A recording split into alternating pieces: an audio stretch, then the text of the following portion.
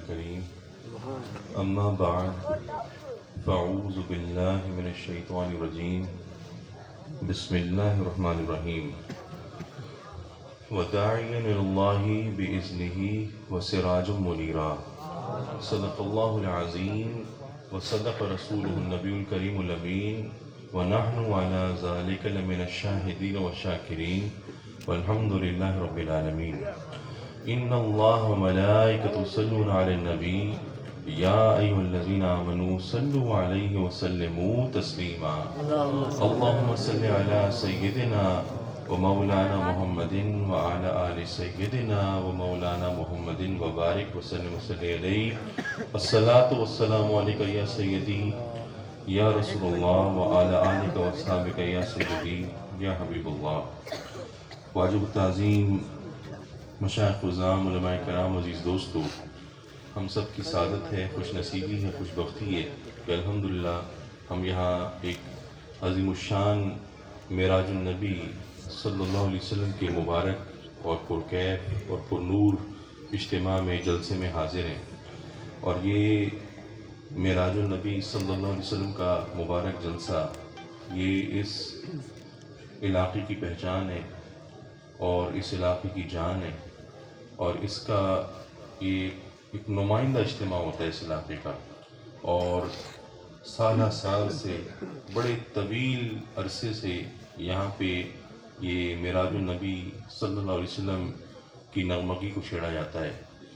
اور حضور کی میرے دوستو اس مبارک سفر کے حوالے سے ایک عظیم الشان یہ رات میں اس کو آراستہ کیا جاتا ہے اور مزین کیا جاتا ہے، اور حضور کے عظمتوں والے سفر اور حضور کی عظیم معجزے کو اس کا بیان یہاں کیا جاتا ہے.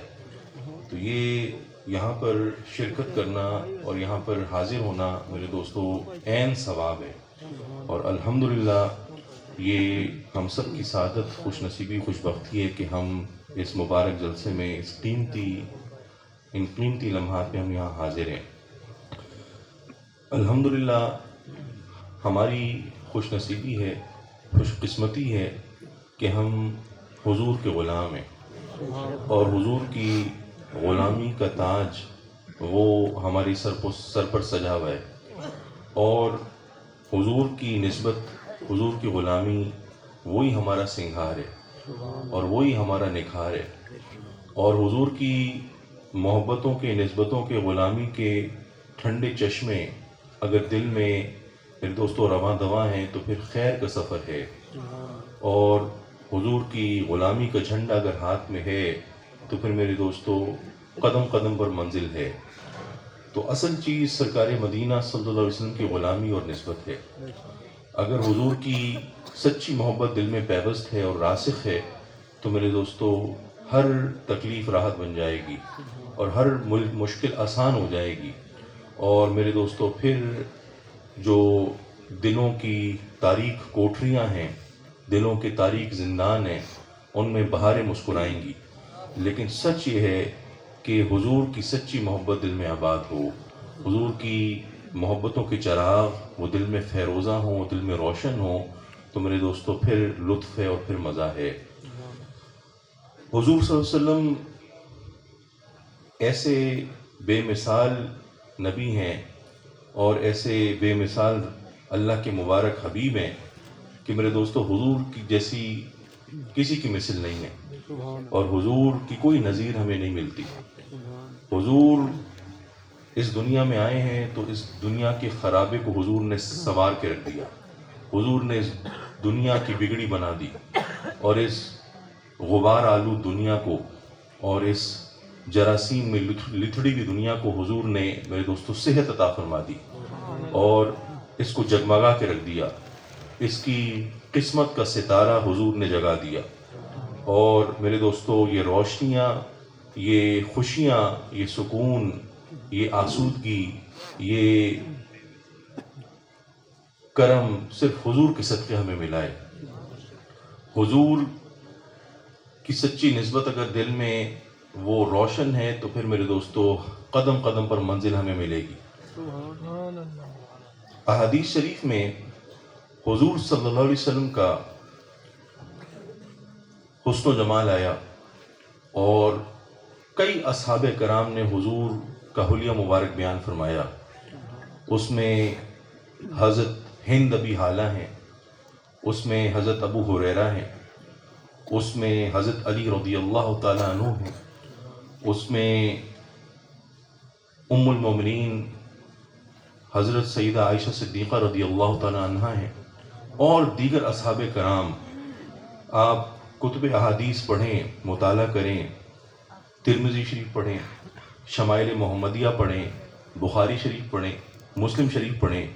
میرے دوستو، حضور کا حسن و جمال احادیث کے اوراق میں اور قرآن کے اوراق میں جگمگا رہا ہے. اور اگر حضور کی سچی محبت دل میں ہے تو پھر انسان کو قرآن کا ایک ایک شد مد اور زیر زبر میں حضور کا حسن نظر آتا ہے.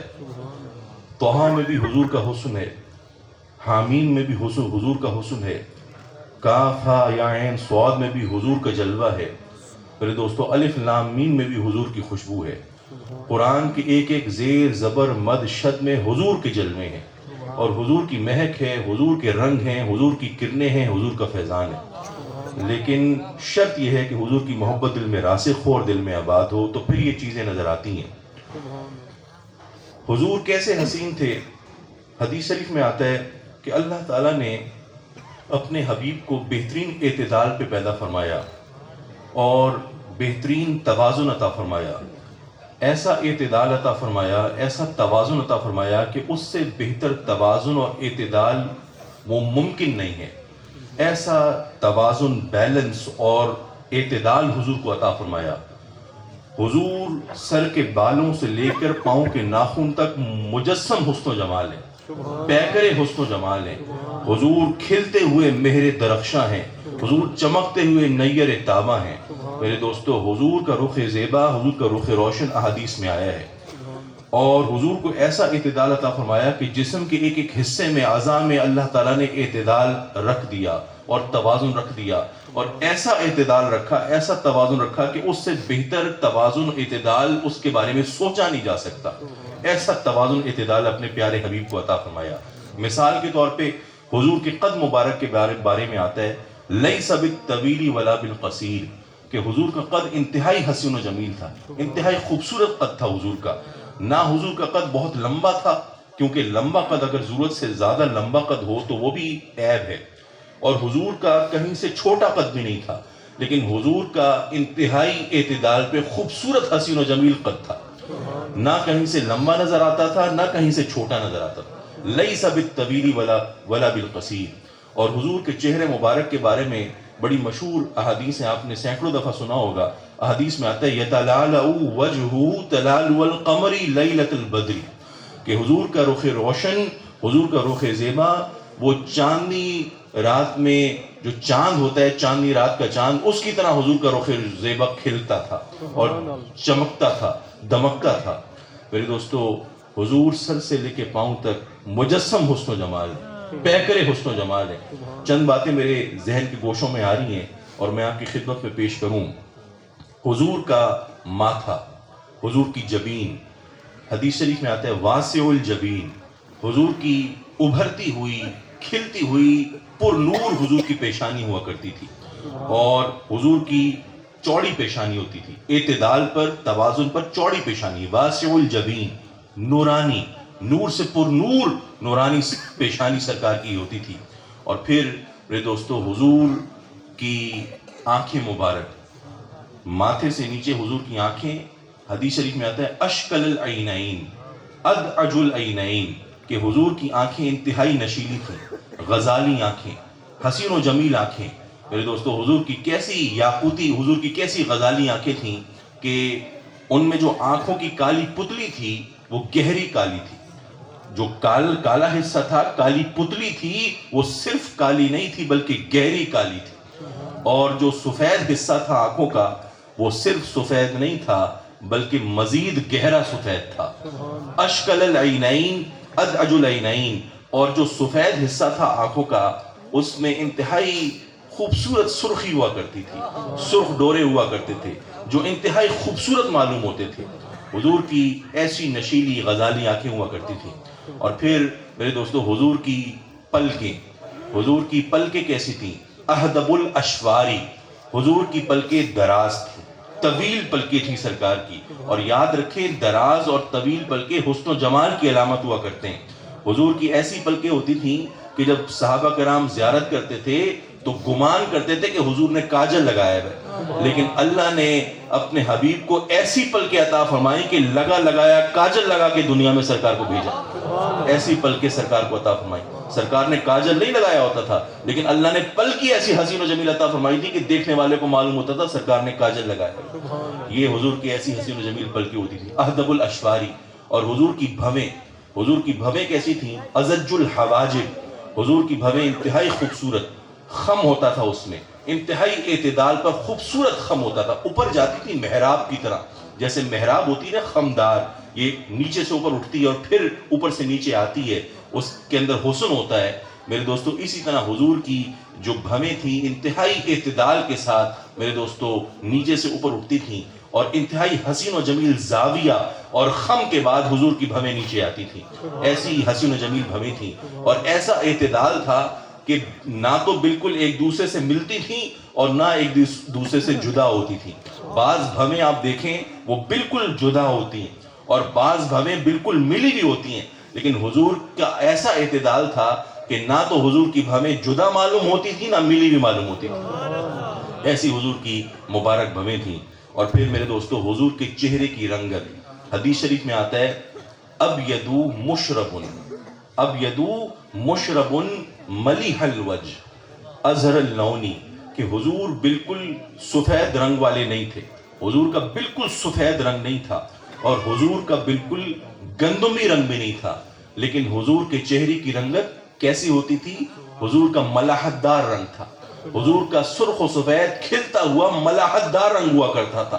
جو رنگوں میں سب سے اعلیٰ ہے، جو رنگوں میں سب سے افضل ہے، جو رنگوں میں سب سے عمدہ رنگ ہے، اللہ تعالیٰ نے وہ رنگ اپنے حبیب کو عطا فرمایا. اس رنگ میں حضور کو رنگا جو رنگوں میں سب سے عمدہ رنگ ہے، جو سب سے افضل رنگ ہے، سب سے خوبصورت رنگ ہے. اس رنگ میں رنگ کر اپنے حبیب کو دنیا میں بھیجا. اور پھر میرے دوستو حضور کا چہرہ مبارک بالکل سیدھا نہیں تھا اور بالکل گول بھی نہیں تھا، لیکن انتہائی اعتدال کے ساتھ فی الوجہ تدویر، حضور کے مبارک چہرے پہ ہلکی سی حسین و جمیل گولائی ہوتی تھی. فی الوجہ تدویر، بالکل سیدھا نہیں اور بالکل گول بھی نہیں، لیکن انتہائی اعتدال کے ساتھ بڑی ہلکی خوبصورت سی سرکار کے چہرے میں گولائی ہوا کرتی تھی. میرے دوستو کیسا حضور کا حسن و جمال ہے. اور پھر جب حضور کلام فرماتے تھے تو آنکھیں حضور کا کیا نظارہ کرتی تھیں، آنکھیں کیا منظر دیکھتی تھیں جب حضور گفتگو شروع فرماتے تھے.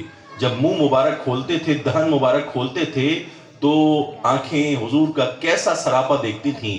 افلج السنیتین اذا تکلم رؤیا کالنور یخرج، کہ جب حضور کلام کے لیے دہن مبارک کھولتے تھے تو حضور کے سامنے کے 2 دانت نظر آتے تھے اور ان 2 دانتوں میں سے نور کی شعائیں نکلا کرتی تھیں. اذا تکلم رؤیا کالنور یخرج، حضور جب کلام فرماتے تھے، جب گفتگو فرماتے تھے تو نور کی شعائیں سامنے کے 2 دانتوں میں سے ظاہر ہوتی تھی، نکلا کرتی تھی. اور پھر میرے دوستو حضور جب زلفیں بناتے تھے، حضرت ام المومنین سیدہ عائشہ صدیقہ رضی اللہ تعالیٰ نے حضور کے کانوں کے بارے میں اور زلفوں کے بارے میں فرمایا، حضور کے حسن و جمال کے حوالے سے، کہ جب حضور زلفیں بناتے تھے تو حضور سیدھی طرف کی زلف سیدھے کان پر آتی تھی اور الٹی طرف کی زلف الٹے کان پر آتی تھی، اور سیاہ گھنگریالی چمکدار معطل زلفیں وہ کانوں کے ساتھ آنکھ مچولی کھیلتی تھیں اور کانوں کو ڈھانپ لیتی تھیں، اور کانوں کی سفیدی میرے دوستو وہ سیاہ معطل گھنگریالی زلفوں میں کیسے نظر آ رہی ہوتی تھی. ام المومنین نے اس منظر کو پیش کیا ہے حدیث شریف میں. ام المومنین فرماتی ہیں وَتَخْرُجُ الْأُذُنَانِ بِبَيَادِهَا مِنْ بَيْنِ تِلْكَ الْغَدَائِرِ كَأَنَّهُمَا تُوقَدُ الْكَوَاكِبُ الدُّرْيَةَ بَيْنَ سَوَادِ شَعْرِ. فرماتی ہیں کہ حضور کے کان وہ سیاہ معطل گھنگریالی زلفوں میں روشن ستاروں کی طرح چمک رہے ہوتے تھے اور چمکتے ہوئے موتیوں کی طرح سرکار کے کان مبارک سیاہ زلفوں میں سے نظر آ رہے ہوتے تھے. کوکب ستارے کو کہتے ہیں اور کواکب اس کی جمع ہے. اور دریتا یہ میرے دوستو موتیوں کی جمع ہے، تو فرماتی ہیں کأنہما توقد الکواکب الدریت بین سوادی شاری، کہ حضور کے کان وہ سیاہ زلف میں روشن ستاروں کی طرح چمکتے تھے اور موتیوں کی طرح حضور کے کان نظر آ رہے ہوتے تھے۔ کیسا حضور کا سراپا رخ روشن اور میرے دوستوں نیر تامہ ہے۔ اور پھر آگے فرماتی ہیں ام المومنین حدیث شریف میں کہ حضور کی گردن مبارک کیسی شاندار اور کیسی حسین و جمیل تھی۔ فرماتی ہیں کہ جب سورج کی روشنی سرکار کی گردن پر پڑتی تو حضور کا کیسا جلوہ نظر آتا، حضور کا کیسا حسن و جمال نظر آتا۔ فرماتی ہیں ما ظہر من عنقہ للشمس والریاح فکأنہ ابریق فدۃ یشوب ذہبا یتلالع فی بیاض الفدۃ وحمرۃ الذہب۔ فرماتی ہیں کہ جب سورج کی کرنیں روشنی حضور کی مبارک گردن پر پڑتی تو حضور کی مبارک گردن چاندی کی سراہی کی طرح لکھنا شروع ہو جاتی اور اس میں سونے کی سرخی میلی بھی نظر آتی۔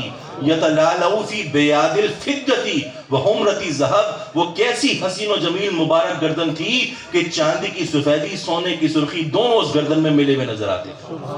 کیسے حضور کا سراپا ہے اور کیسا حضور کا حسن و جمال ہے میرے دوستو، ہم تصور نہیں کر سکتے، ہم تصور نہیں کر سکتے۔ ہم اس کا جتنا شکر ادا کریں کہ ہم حضور کے غلام ہیں، اس کا شکر کا حق ادا نہیں کر سکتے کہ اللہ تعالیٰ نے ہمیں حضور کے حصے میں ڈالا ہے اور حضور کی غلامی کا تاج ہمارے سر پر سجایا ہے۔ جس طرح ڈوبتی ہے کشتی سیمین قمر نور خورشید کے طوفان میں ہنگام سحر، جیسے ہو جاتا ہے گم نور کا لے کر آنچل، چاندنی رات میں مہتاب کا ہم رنگ کول، جلوہ طور میں جیسے ید بیضائے کلیم، موجۂ نکھت گلزار میں غنچے کی شمیم، ہے تیرے سیل محبت میں یوں ہی دل میرا، ہے میرے باغ سخن کے لیے تو باد بہار، میرے بیتاب تخیل کو دیا تو نے قرار، جب سے آباد تیرا عشق ہوا سینے میں، نئے جوہر ہوئے پیدا میرے آئینے میں، حسن سے عشق کی فطرت کو ہے تحریک کمال، تجھ سے سرسبز ہوئے میری امیدوں کے نہال، قافلہ ہو گیا آسودہ منزل میرا۔ میرے دوستو حضور کی اگر محبت ہمارے دل میں پیوست اور راسخ ہے تو ہمارے قافلے کو ضرور منزل مراد ملے گی، ضرور ہمارے قافلے کو ساحل نصیب ہوگا اور ضرور ہمارے قافلے کو منزل نصیب ہوگی، لیکن شرط یہ ہے کہ حضور کی محبت دل میں آباد کرو۔ حضور اس خرمن ہستی کا نکھار ہے، اس نخل ہستی کی بہار ہیں، اس کارگاہ ہستی کی جان ہیں، اس مزرع ہستی کے دولہا ہیں۔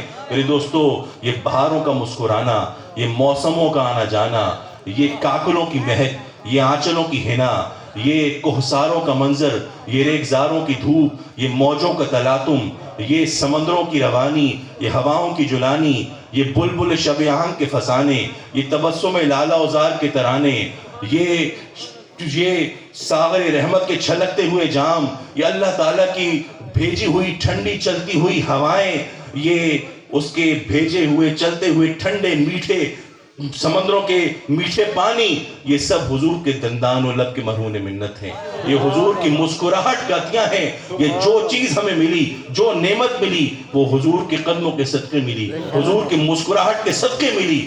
جو انعام ملا حضور کے قدموں کے صدقے ہمیں ملا۔ میرے دوستو جو چیز ہمیں ملی ہے حضور کے صدقے ملی ہے۔ حضور اس مزرع ہستی کی جان ہے، اس کارگاہ ہستی کے دولہا ہیں۔ میرے دوستو الحمدللہ آج بڑی رات ہے اور یہ وہ رات ہے کہ حضور کا ایسا معجزہ میرے دوستو دنیا کے سامنے آیا کہ اس کی نظیر نہیں ملتی، اس کی نظیر نہیں ملتی۔ میرے دوستو عقل حیران ہے، عقل اور خیرت وہ حیران ہے کہ حضور آن کی آن میں میرے دوستو مکہ سے وہ حضور بیت المقدس گئے اور میرے دوستو پھر وہاں سے مزید آسمانوں پہ گئے اور آسمانوں کے پیچھے چھوڑتے ہوئے سرکار میرے دوستو ایسے مقامات پر گئے کہ پھر میرے دوستو ہم اس کا گمان نہیں کر سکتے۔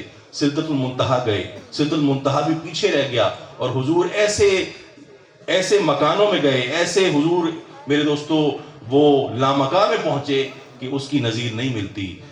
حضور نے حالت بیداری میں جاگتے ہوئے اپنی آنکھوں سے رب کا دیدار کیا۔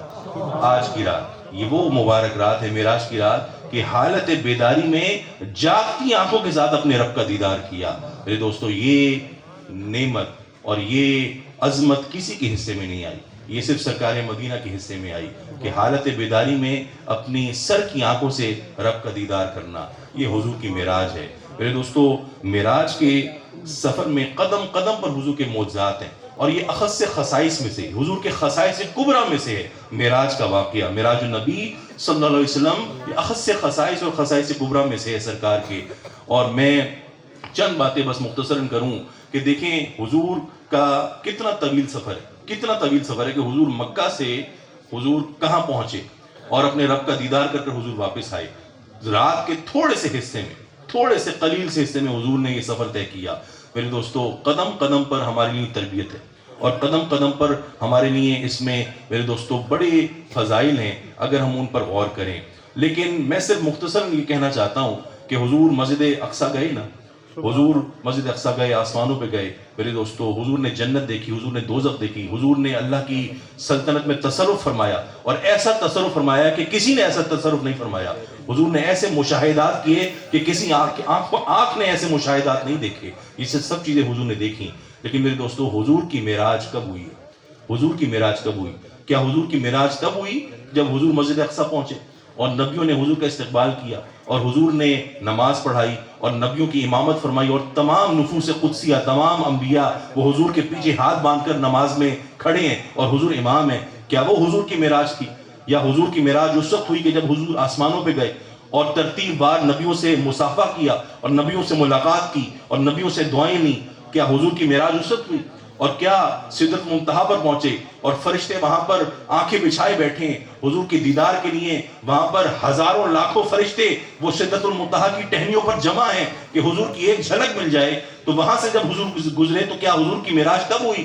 نہیں میرے دوستو، حضور جن جن راستوں سے گئے حضور کی معراج نہیں ہوئی، بلکہ ان راستوں کی معراج ہوئی کہ جب سرکار کے قدمین ان راستوں پر لگے تو ان راستوں کی معراج ہوئی۔ جب حضور مسجد حرام میں بیٹھے تھے تو مسجد حرام کی معراج ہوئی۔ جب جبریل امین آئے اور اپنے کافوری ہونٹوں سے حضور کے قدمین کو بوسہ لیا تو حضرت جبریل امین کی معراج ہوئی۔ اور جب سرکار مسجد اقصیٰ پر پہنچے اور انبیاء کرام نے حضور کا استقبال کیا اور حضور کی میرے دوستو وہ حضور کے پیچھے نماز پڑھی تو تمام نبیوں کی معراج ہوئی۔ میرے دوستو، تمام نبیوں کی معراج ہوئی کہ سرکار کے پیچھے نماز پڑھنا نصیب ہوئی۔ اور پھر جب حضور آسمانوں پہ گئے تو پھر آسمانوں کی معراج ہوئی، پہلے آسمان کی، دوسرے کی، تیسرے کی، اسی طرح تمام آسمانوں کی معراج ہوئی۔ اور جب حضور سدرۃ المنتہا پر پہنچے تو سدرۃ المنتہا پر بیٹھے ہوئے فرشتوں کی معراج ہوئی۔ حضور کی معراج کب ہوئی؟ جب حالت بیداری میں اپنی جاگتی سر کی آنکھوں سے اپنے رب کا دیدار کیا تو سرکار مدینہ کی معراج ہوئی۔ سبحان اللہ۔ میرے دوستو، اس وقت حضور کی معراج ہوئی۔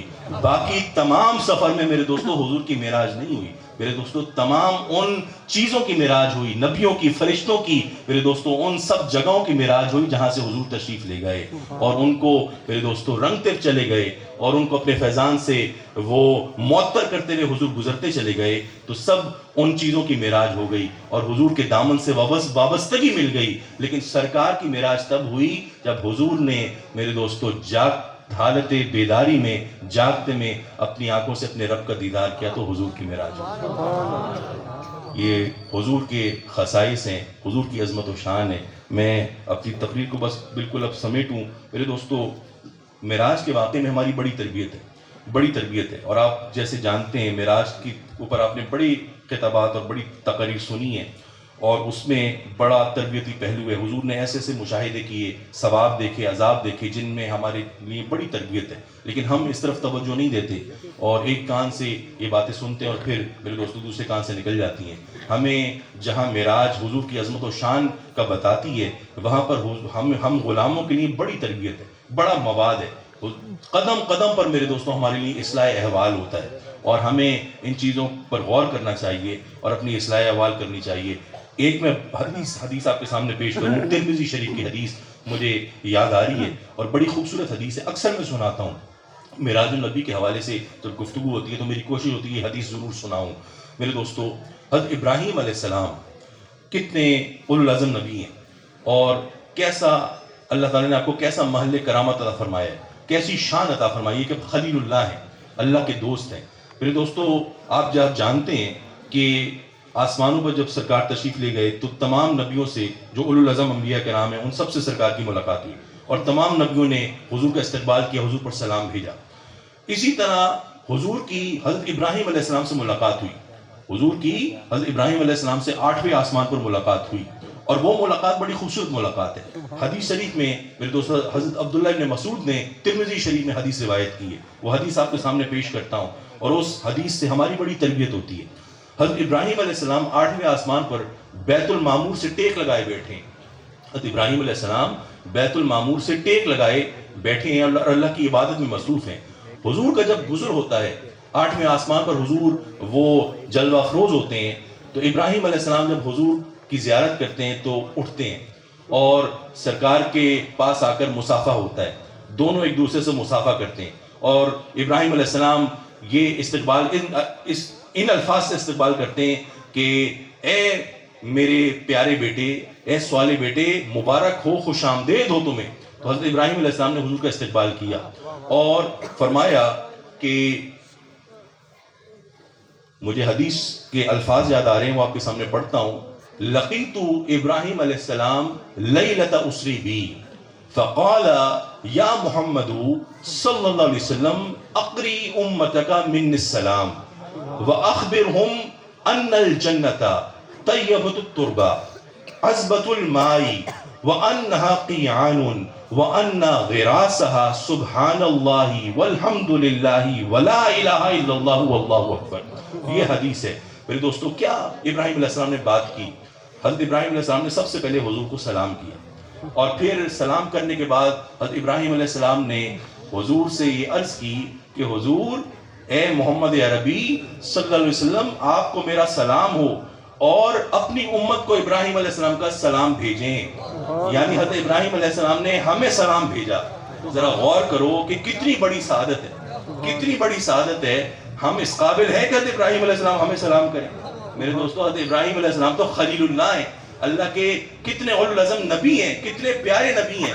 میرے دوستو، حضرت ابراہیم علیہ السلام کی کیا شان ہے، لیکن ذرا غور کرو کہ حضور کی غلامی کا تاج جب ہمارے سر پر سجائے تو حضرت ابراہیم علیہ السلام نے بھی فخر سے ہمیں سلام کیا۔ تو حضرت ابراہیم علیہ السلام نے سلام بھیجا اور عرض کی کہ اے اللہ کے پیارے رسول، اپنی امت کو میرا سلام دیں، میرا سلام جا کر کہیں، اور ان کو یہ خبر دیں کہ ان الجنت طیبۃ التربہ، کہ جو جنت ہے نا، جنت، یہ اس کی مٹی بڑی خوشبودار ہے، اس کی مٹی بڑی زرخیز ہے، عذبۃ الماء، اور اس کا پانی بڑا میٹھا ہے، بڑا میٹھا پانی ہے اس کا، وانها قیعان، اور یہ بہت بڑا میدان ہے، بہت بڑا میدان ہے، اور یہ کھلا رکھا ہوا ہے، اس پر کسی کا قبضہ نہیں ہے، کوئی قبضہ گروپ یہاں پر نہیں آیا، کسی نے آ کے یہاں گھر مکان نہیں بنائے، کوئی چودھری صاحب، کوئی ملک صاحب یہاں پر نہیں آئے، کوئی یہاں پہ ابھی پلاٹ فروخت نہیں کیے گئے۔ وَأَنَّهَا قِيعَانٌ، یہ بہت بڑا میدان ہے اور ابھی کسی کا قبضہ نہیں ہوا۔